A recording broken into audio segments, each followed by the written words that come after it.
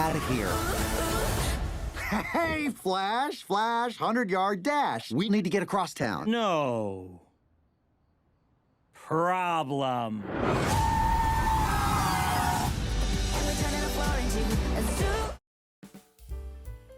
9년 만에 돌아온 주토피아의 속편 주토피아2가 11월 26일에 개봉했습니다. 전작의 제작진들과 성우들이 복귀했고 이번엔 뱀을 비롯한 파충류 캐릭터들이 새로 추가되었는데 과연 어땠는지 후기 바로 시작해보겠습니다.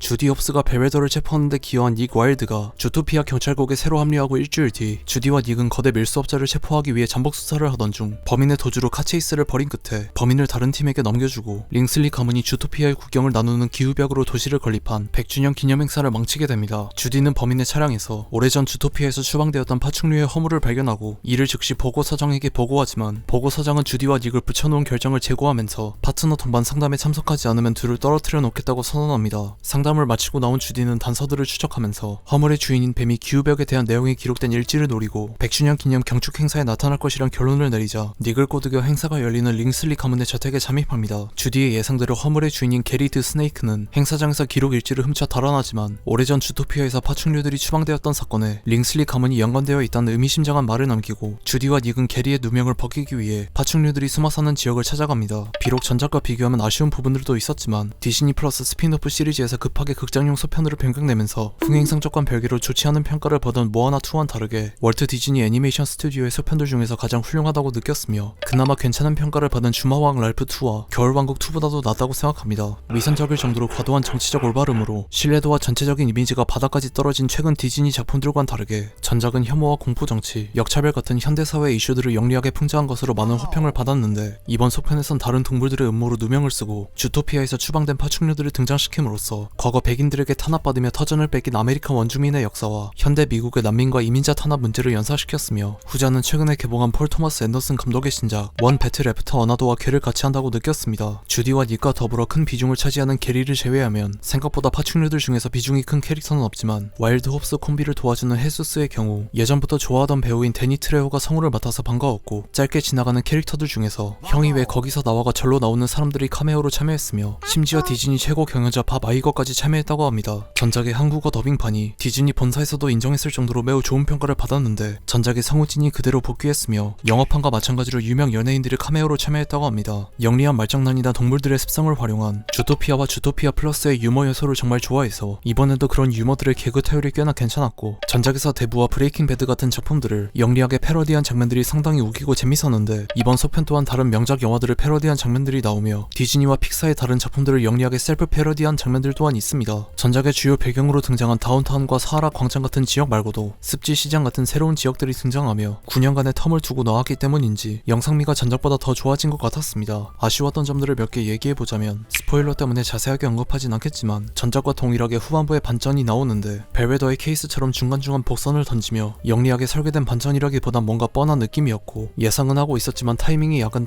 뜬금없었습니다. 두 주인공인 주디와 닉의 호흡은 전작처럼 좋긴 하지만 이번 소편에서 닉의 비중이 공동 주인공이라고 하기엔 줄어든 느낌이었으며 교활하고 영리해도 미워할 수 없는 닉의 캐릭터성을 정말 좋아하는 입장에선 약간 과장을 보태서 닉을 병풍 취급한 것이 마음에 들지 않았습니다. 또한 주디와 닉의 성격이 매우 다르기 때문에 파트너 사이에 금이 간다는 것도 영리하게 표현되지 못한 느낌이었으며 다시 결합하기까지의 과정도 버디캅 영화들의 클리셰와 큰 차이를 느끼지 못했습니다. 미드 크레딧은 전작의 주제곡 Try Everything에 이어 다시 한번 참여한 샤키라의 주가 흘러나오는 뮤직비디오에 가깝지만 엔드 크레딧까지 모두 끝나면 소편을 예고하는 쿠키 영상이 나오기 때문에 궁금하면 남아서 보고 나오시길 권장드립니다. 주토피아2는 전작과 비교하면 아쉬운 부분들이 있으며 편견이란 주제를 재활용한 것 같은 느낌도 있었지만 여전히 훌륭한 소편이라고 생각하고 최근 디즈니 소편들 중 픽사의 인사이드 아웃2와 버금갈 정도로 좋았습니다. 전작의 한국어 더빙이 워낙 훌륭했고 이번 소편의 더빙도 전작의 성우들과 유명 연예인들이 카메오로 참여했기 때문에 더빙판으로 한 번 더 볼까라는 생각도 들었으며 주토피아 건립 역사를 묘사한 2편 다음에 나올 소편은 어떨지도 궁금해졌고 쿠키 영상을 꼭 보고 나오시길 권장드립니다. 월트 디즈니 애니메이션 스튜디오의 작품들이 매년 11월쯤에 개봉하고 있는데 내년 11월 25일에 헥스가 개봉 예정이고 모두가 궁금해하는 겨울왕국 3는 2027년 11월 24일에 개봉 예정이며 겨울왕국의 경우 4편까지 제작이 확정돼서 최근 디즈니 작품들의 성적이 좋지 않아 안전하게 속편들을 만드는 것으로 보이며 속편 말고 신선하고 새로운 작품들을 보고 싶은 입장에선 아쉽기도 합니다. 여러분들은 주토피아2를 어떻게 보셨는지 댓글 남겨주시면 감사하겠습니다. 이상 시청해주셔서 감사합니다.